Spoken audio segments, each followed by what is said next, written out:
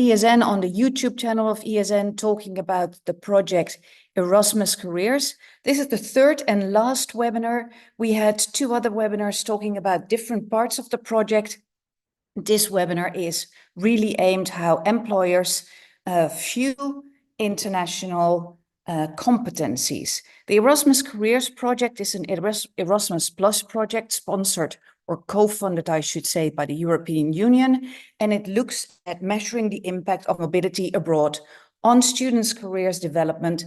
Remains a challenging thing. So that's why we pay attention to this, and how can we create the right kind of competencies that employers are looking for and that will help you to get a job. Okay, so this one is really about what do employers see and find important if they recruit? What are the things that they pay attention to in the hiring phase? Well, there's some interesting things to share with you because first of all, who am I? My name is Nanette Ripmeester. I work for an organization called Expertise in Labor Mobility. We're one of the partners in the Erasmus Careers project. Expertise in Labor Mobility does all kinds of things, but it's really focused on global mobility solutions. We run the International Student Barometer. We have the careerprofessor.works app, and we work in various projects, sometimes together with our ESN, sometimes with other partners.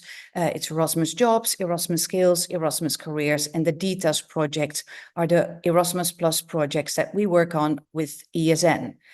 I'm going to talk to you about the future world of work, because I think that helps you to understand what is important to employers. So if we think on that future world of work, it's an interesting one. There's a lot happening on the future world of work.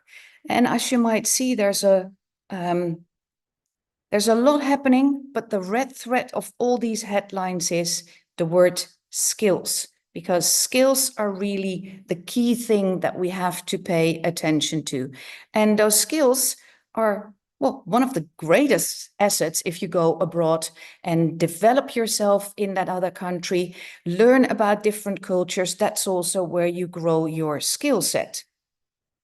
Now, what are the core skills to have? We did some research also within Erasmus Careers, but I want to share also another source with you because it's I think the best source that you can have when it comes to what do employers look for. It's the World Economic Forum. They do a report called the Future of Jobs report. This is the latest version that's available. And they ask employers, what kind of skills do you expect in 5 years' time? Now, this is really, really tricky for employers because in order to sort of ask that to an employer, they have to know what they will be doing, what they will be selling, manufacturing in 5 years' time, and what kind of skills they need. So this is a challenging one. Some of the things that you see here, AI and big data, networks and cybersecurity, you might think like, yeah, of course, that sounds like, well, to be expected that by 2030, that's what employers are looking for. But they also look for technological literacy. And now this is an interesting one. Last week, we had a gathering with a group of employers, and we talked about technological literacy. And they don't want really, it's not MATLAB and those kind of things. Yeah, it's great if you can do Power BI, but good old Excel is the key one that all employers are looking for. So if you think, what should I learn? Pay attention to Excel and don't think, oh, this is so straightforward, I know it. Really make sure to study it. There's also other things, analytical thinking, creative thinking. I really like that one. Resilience, flexibility, agility. Think about resilience. And also in the light of the pandemic, that's really not a nice area to think of, a nice time span to think of, but we all learned to be resilient. And that's very, very useful to know and how to deal with that. I mentioned I do all kinds of things, and I'm also involved in the International Student Barometer. And we asked well, close to 123,000 international students coming from 155 institutions in 24 countries. What really matters most to them when deciding for a higher education institution? You might be surprised, or probably you're not at all surprised, because future career impact is already for over 5 years at the top for international students, what they're looking for. If this audience consists of people working at higher education institutions, I very often have to explain how important employability is. If I talk to students, they straight away understand it. That return on investment, if you go to a higher education institution, and what will that deliver for you, is a key thing for your generation. So it's the skills that get you hired, that's for sure. And I already mentioned you gain a lot of those skills by going abroad. At least that is what we all anticipate and think always. But well, let's dive a little bit into it, because what's the value of international mobility? Well, that value of international mobility, one of the things that Expertise in Labor Mobility, my organization, did for the Erasmus Careers project was looking into an employer manual. We created something that is aimed at employers to help them understand what's the value of international recruitment. And why would you diversify your hiring base? Why would you get different people to come and join your organization? What's the value for your organization? So that's what the employer manual is. Let's start with what the students say. Well, stepping out of your comfort zone, says Konstantinos, is a really key one. Being in an environment where I had to adjust and meet new people, and now that's a skill I use in my job too. And that's an important part. That's why it's underlined. It's not just the fun part of meeting new people. It's a skill that you've developed in meeting those people. Natalie says, yeah, my experience was definitely challenging. I faced a lot of difficulties, but looking back, I'm grateful I went through, and it made me realize I'm stronger than I thought. And it boosted my self-confidence quite a bit. Of course, if you're the student that experience things that don't go as you planned, that you encounter difficulties, maybe your housing situation wasn't as grand as you were expecting it. Maybe if you went abroad to study, the program you chose was not as nice as you hoped it was, or maybe there were challenges with the program at all. That's not a nice thing for a student to encounter, for a young person to encounter.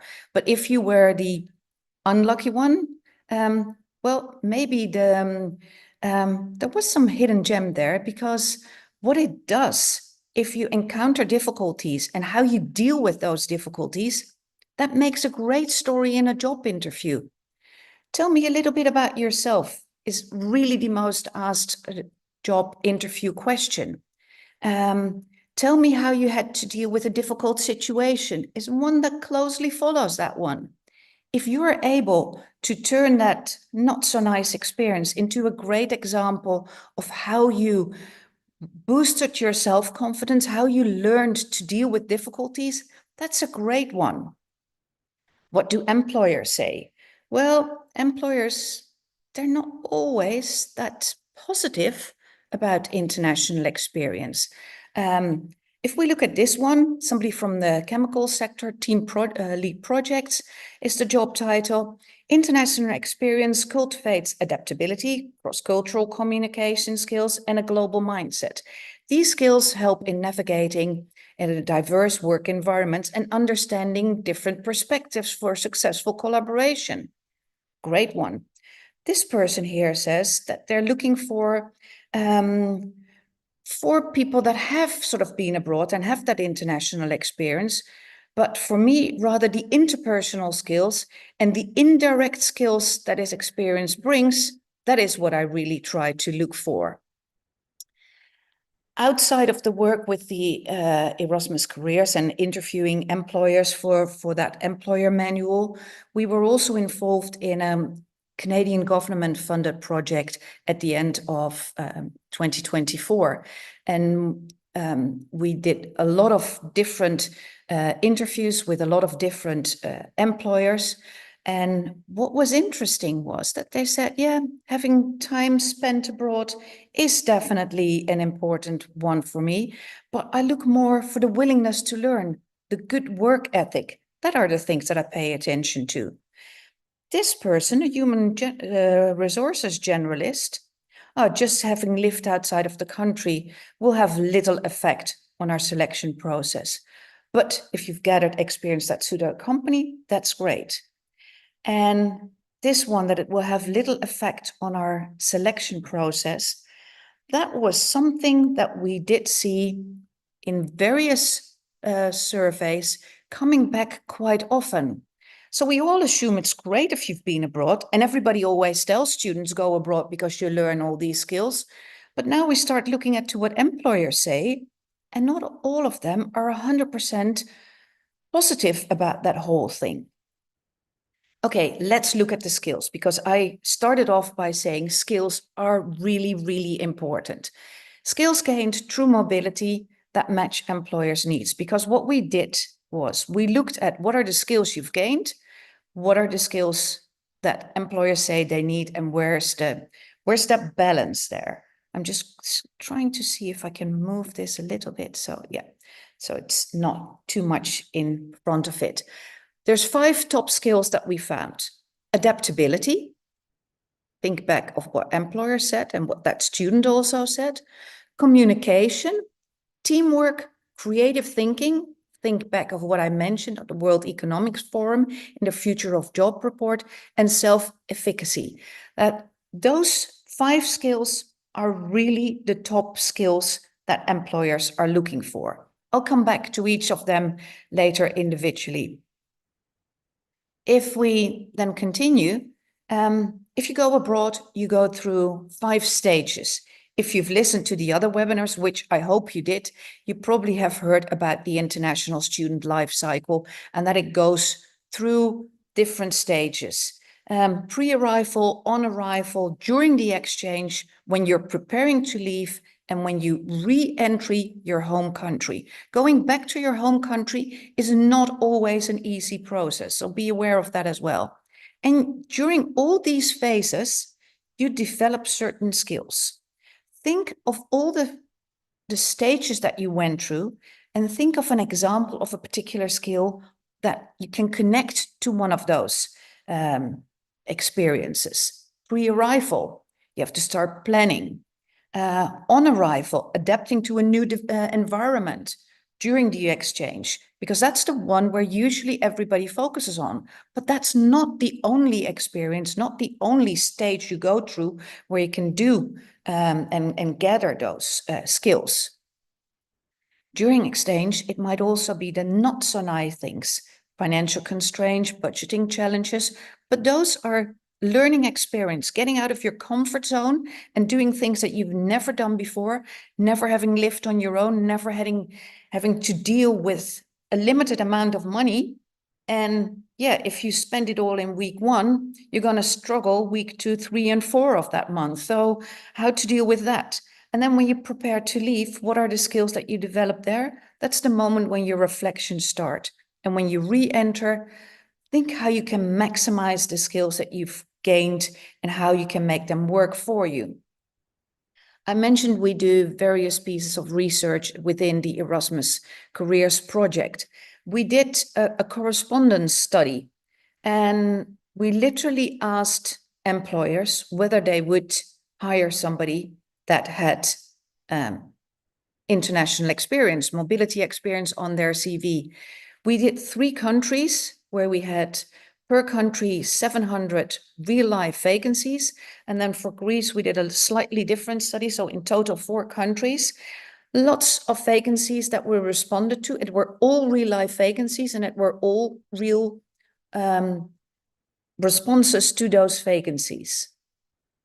But employers weren't that keen. They didn't pick out students that had just on their resume or on their CV something that would mention that they went abroad.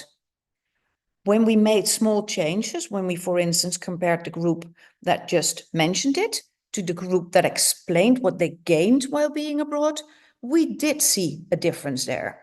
So the chance for a call back, getting invited to a job interview really, really rises if you describe what that study abroad experience has brought you. So yeah, that was a bit of an oops, because we didn't expect that, to be honest. We'd hope that all employers have said, yes, this is great. Send people abroad, the more the merrier. And it's great because we're all going to hire those people that have that mobility experience. That wasn't really the case. It's not that they favor somebody with mobility experience, but there's a really big but. So don't panic, because if you're able to sell what you've gained abroad and how that matters to the job at stake, that is really where the winning situation comes in, and where your skills that you've gained abroad, because you definitely have gained those skills abroad, are going to make a difference, and where you can turn your mobility experience into career success. So what are the things that you should be doing then? Well, it's really start with translating the experience. So how do you change your skills into stories? If I do a job interview with somebody, because I do quite a lot of work in the recruitment area, if I do an interview with somebody that's been abroad, and I ask them, so what was it like to be abroad? Oh, it was fun. And if I say it like this, you all think like, yeah, that's not what I would answer. Well, if I had to give €1 to everybody that ever answered that question in that way, I would lose a lot of money. A lot of students simply say, oh, it was fun. If you really push and you say, what did you learn? Yeah, I learned another language. Yeah, of course, if you go to a country where they don't speak your language, you learn another language. But that is not in itself a really a great extra. It's an extra. But if that's the only thing that you've gained, you've not maximized your time abroad. So help me to understand as a recruiter what it is that you bring to the job. What has that experience abroad learned you? What have you gained by going abroad? And then turn it into a nice story. Because if you say, yeah, I've learned communication skills, I became very adaptable, very flexible, self-efficacy, yeah, that's also something I learned. Teamwork, of course. I still think like, so what does that mean for you? Make it authentic, make it believable, and make it interesting for me to listen to. So how do you change it into stories that work? What happened while you were abroad? Can you talk about them in a way that an employer understands? And an employer is not your peers that have been abroad as well and where you talk to. So if you've been on an Erasmus exchange, talking to other Erasmus students is great, but an employer is not an Erasmus exchange student. You need different words to make them understand what it is that you've gained. The whole reflection process that I mentioned in the phases if you go abroad, pay attention to it. Really write down what were the things you did and how those experience helped you to better understand your new surroundings. And what was your role within those new surroundings? Writing things down helps you to make it, to really understand it yourself and make it so familiar to yourself that whatever the situation and how nervous or not nervous you might be, you're able to get to those experiences and be able to talk to me about those experiences. And then use them everywhere. I've seen CVs where people just didn't even mention their Erasmus experience. How on earth am I then supposed to know that you've been abroad? Put them in your CV, put them in your letter, prepare them for the job interview, have them on your LinkedIn profile, make them available for me so that I know. I know we always say your CV, slim it to one page. Yes, slim it to one page, max 2 pages, but I rather have 2 pages with valid information than one page that looks nice, but where all the interesting things, the nuts and bolts that make you a nice candidate, are removed because you try to fit it on one page. And if you think about how to translate your experience into a good application, be very conscious about the things you're experienced, the cultural differences you experienced, and then pay attention to the sector, the job itself, the organization, and the country involved. Because for those of you who listened carefully, I used at some point the word resume for CV. That was because earlier today I talked to Americans. They don't talk about a CV, they talk about a resume. There's differences also between the European countries when it comes to how you present your CV. Be aware of those differences. Be aware that sectors also are different, that the technical sector looks for slightly different ways also of presenting yourself than, for instance, consultancy. Consultancy loves to see your grades.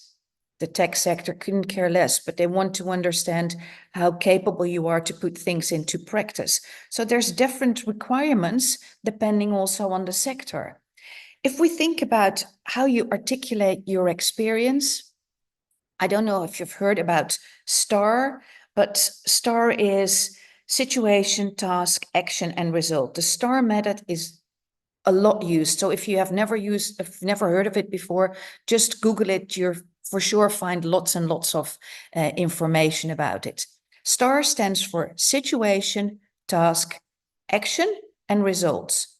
And then the action part, that's the most valuable one for employers, because that's the area where they understand what you did, what makes you unique in how you responded. The situation is, where were you? What was your role? What was the context? So you briefly have to describe that, because otherwise, if you only talk about your action, I'll be lost. So I need that context. You need to provide that situation for me. Then tell me, what was the problem? What was your aim? What do you wanted to get out of it? And what had to be achieved? What was your goal? If I don't have that, I can also not really understand how to evaluate your action. But in describing an example to me, pay most of attention to the action. Describe what you did to achieve what you just told me you had to achieve. The results, yeah, I want to hear them, but they're not the most important. A lot of people make the mistake thinking it's all about the results. No, it's all about the action. The results, even if the results were not as you hoped for, or not as the organization that you maybe your internship did were not what you hoped for, even if that was the case, then still the results can be used. Just mention them. And if you can quantify the benefits, the better. But it's the action that matters most. If you want to know a little bit more about these things, on the YouTube channel from ESN, you can find different webinars that we did also for other projects. The Erasmus Skills, Unpacking Your Erasmus Experience. We did several webinars there, and they're really insightful to watch. And I think they're also fun to just see how things work. If you have the required skills for the particular job, because always think what's required for the job that I'm applying for, then turn them into examples and stories so that others can recognize what you've been doing. And when we talk about examples, also think like having them featuring on LinkedIn. How, if it can be a post where you describe that you went abroad on an Erasmus exchange, this is what happened to you, and this was the biggest learning. It can be a quick, easy, sweet post. Now I know not if you're a student or you're in the transition phase, you might not have used LinkedIn quite a lot. Start using it. I've no shares in LinkedIn. I also don't think it's a great platform, but a lot of recruiters are on there, which means you have to be on there too.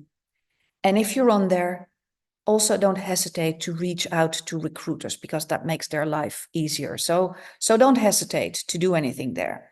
I promised you I would look at the various skills because I said we had 5 top skills. Let's look at the 5 top skills, and I added one extra one just because I think it's a very important one. First one, adaptability. What is adaptability? Well, adaptability is responding positively and quickly to changing circumstances. Something changes around you. How do you deal with that? Dealing effectively with changing priorities and unpredictable conditions. Adapting easily to changing situations and environments. Why does this matter to employers? The world is changing rapidly, and it almost feels as if it's changing quicker and quicker as we speak almost.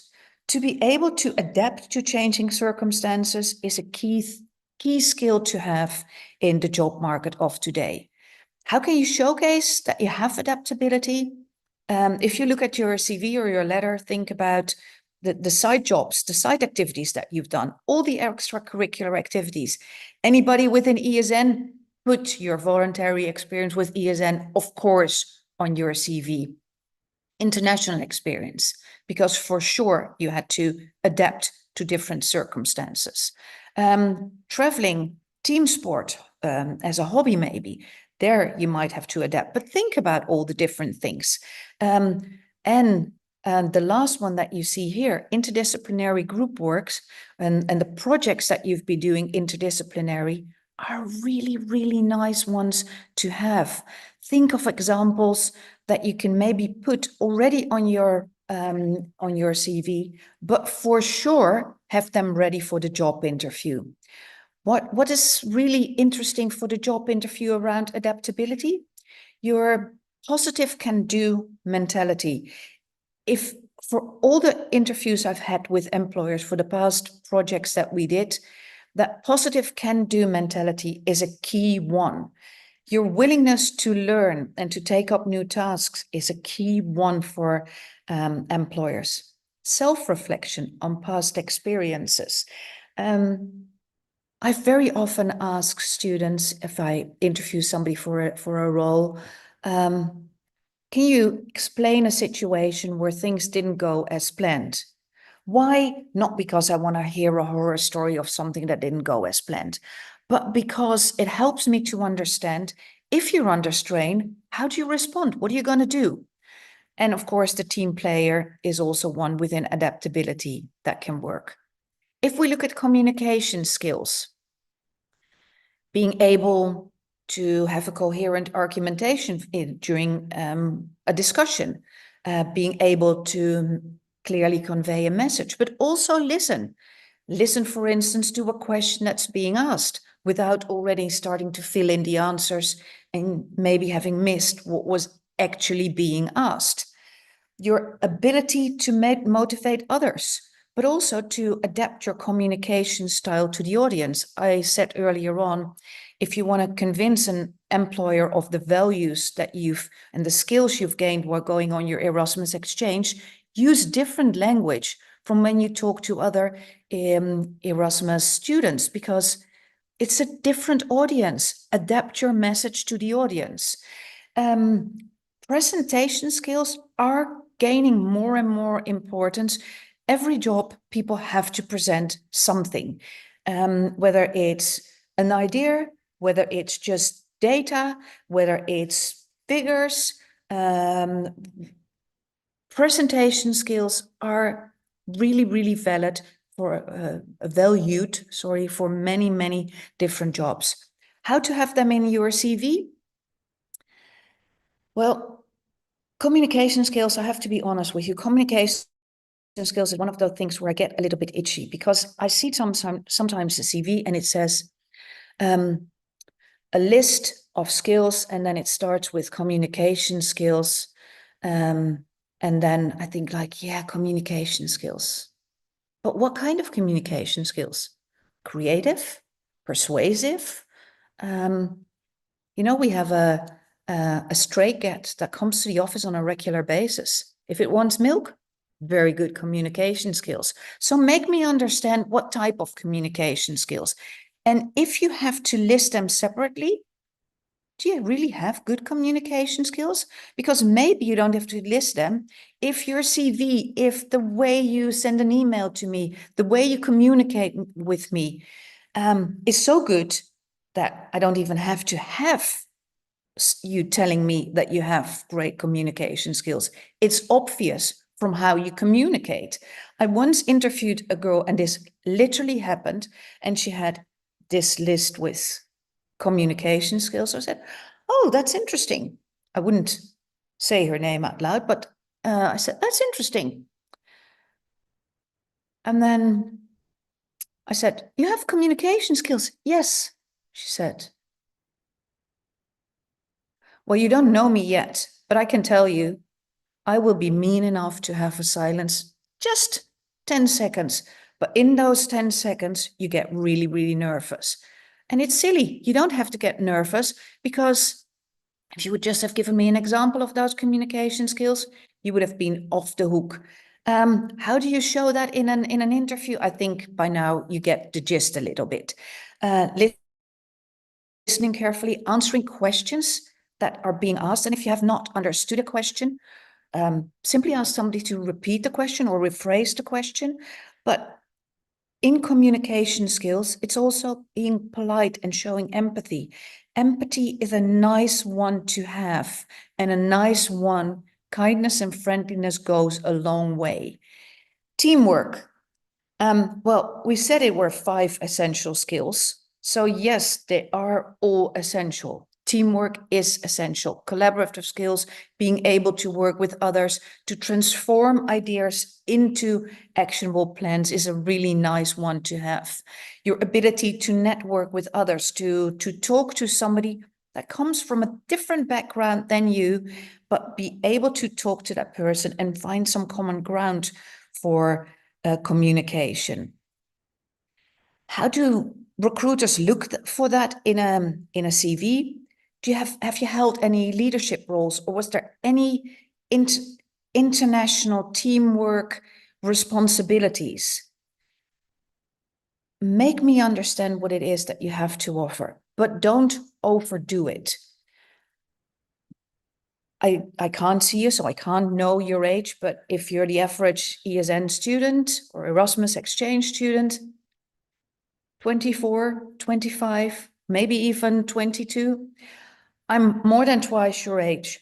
And I've been in interviews where people said, yeah, I've held lots of leadership roles, and I'm a seasoned traveler next to that. You can be 22 and have seen a lot of the world. You can be 22 and have had a leadership responsibility. But if you say it, and for sure, if you say it in such a way, I'm going to really fry you on it. So you better make sure you have some good examples to share. Because if you have no good examples to share, I'm just not going to believe it. In that job interview, you really, the examples don't have to be huge. A small example will do the trick. Something that helps me to understand what it was like in that other country, being with people that you didn't speak the language with, or even if you spoke the language, might have had a different style of communication. How did you work in that environment? What did you personally learn from that? That is enough of an example. If we go to the 4th skill, creative thinking, I love creative thinking, and I love it. It's in the top lists now. For years, it's been there, but it was somewhere, if you had 20 different skills, it was somewhere at the bottom. It's moved up, and it's moved up considerably over the last years. It's also in the World Economic Forum Future of Job report. It's already there for the 2025 skills, but also in the 2030 skills. It's definitely there, and it's moved up again. Why is it of importance to have that creative thinking? Also, if you think about AI, it makes sense. Your ability, let's put it this way. What sets you apart from artificial intelligence, or what sets all of us apart from artificial intelligence, that we can think creatively, that we have empathy, and that we can think outside of the box. Until now, artificial intelligence isn't there yet. I don't know if it ever gets there. I hope not. But if it does, then we have to find other ways where we can set ourselves apart. But for now, creative thinking is a key skill to have. How can you show that on your CV? Research projects, competitions, event organizing, for sure, a key one. And if you are within ESN active, you must probably have done something around event organizing, presenting, but also presenting. It doesn't have to be always an innovative solution, but if you have that experience, great. But it could also be presenting to a group that would not automatically agree with your thinking. That could be a very useful one to add. Indicators in an interview, stories about your ability to resolve problems. You see, those problems are not nice when you encounter them, but they do bring a lot of value once you start job hunting. Your ability to demonstrate logical thinking. A recruiter might ask you a question. Personally, I don't like those questions, but I know they're being asked. How many airplanes leave Heathrow Airport in an hour? Well, first of all, it's not a very sustainable topic to think about, but the question is not, I want an answer of how many airplanes, because I'm not so interested in the airplane if I'm the recruiter who asked that question. But I'm interested in hearing you think, what are the steps that you make in coming to the answer? The right answer is less relevant. In creative thinking, it's, I throw you a problem and I just see what you do with it. How do you respond to it? And the last one, enthusiasm here, is one that I think you should pay an awful lot of attention to. In several of the interviews with employers, they literally said, yeah, I was talking to a person, didn't have all the skills we were looking for, didn't have all the academic background, but there was so much enthusiasm for wanting to learn, wanting to grow in this role, wanting to come and work for our organization. How could we not hire that person? So don't underestimate that part. Self-efficacy, difficult word, say it very quickly. Introspection, thinking about your short-term, medium, long-term aspirations and needs. Where do you see yourself in 5 years' time? That question is not to understand what you will be doing in 5 years' time, because nobody knows what they will be doing in 5 years' time. It is more, what are your aspirations? Where would you like to go? Where do you think you can live up to your dreams? That's what people want to know. How can you highlight that in your CV? Showcase experiences, provide examples of taking initiative and overcoming examples. That self-efficacy is really your capacity to navigate through uncertainty, setbacks, and have the confidence and the determination that you will make it work. And that confidence is an important one. So show initiative, be proactive. If you're doing an internship, for instance, don't just sit and wait till somebody asks what you need to do.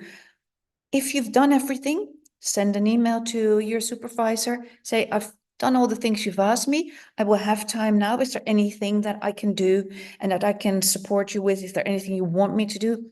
Show initiative. You don't have to go overboard there, but just be proactive. It's also the curiosity for new ideas that is an important one in that whole self-efficacy. It's looking at your strength and your weaknesses, know how to answer those competencies questions. And I mentioned an extra one because I think it's a really great skill to have, intercultural understanding. Every Erasmus student, every person who went abroad will have this intercultural understanding if it worked out well for you. And if you don't have that intercultural understanding, then you maybe have to go back to the previous slide and think about your strengths and weaknesses, because something is going wrong there. So that understanding of that awareness of different cultures, that love for other cultures, that tolerance toward others, that open-mindedness, I think that is a skill that the world needs. So, and particularly nowadays, the world needs open-mindedness and tolerance towards others. So make sure it's obvious: language skills, traveling, project with international teams, but also a strong subject, so a strong summary, a bio statement or a profile at the top of your CV can be very, very helpful. And indicators in the interview: open to new ways of thinking. If I ask you something, will you be able to deal with the challenges that I throw you? How will you respond to the things that I ask you? And that leads me to my final slide. Any questions from your end?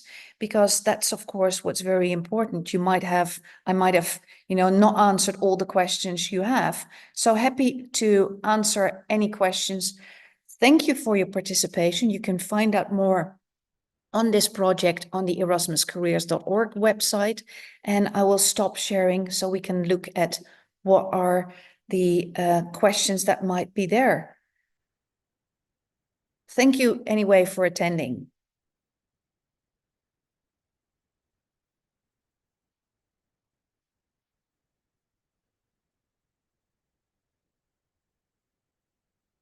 I'm waiting for my ESN colleagues to let me know what questions there are in the chat for me to answer. If you want me to read the chat, I probably have to put on my glasses. That comes with age.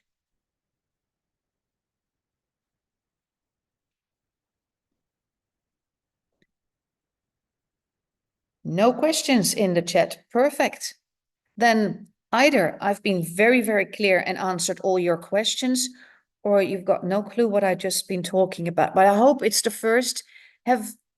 Well, let's just say good luck in job hunting. And I hope to see you somewhere around this world in good shape and with a good job at hand, based maybe also on some of the things we shared here. Thank you very much for attending.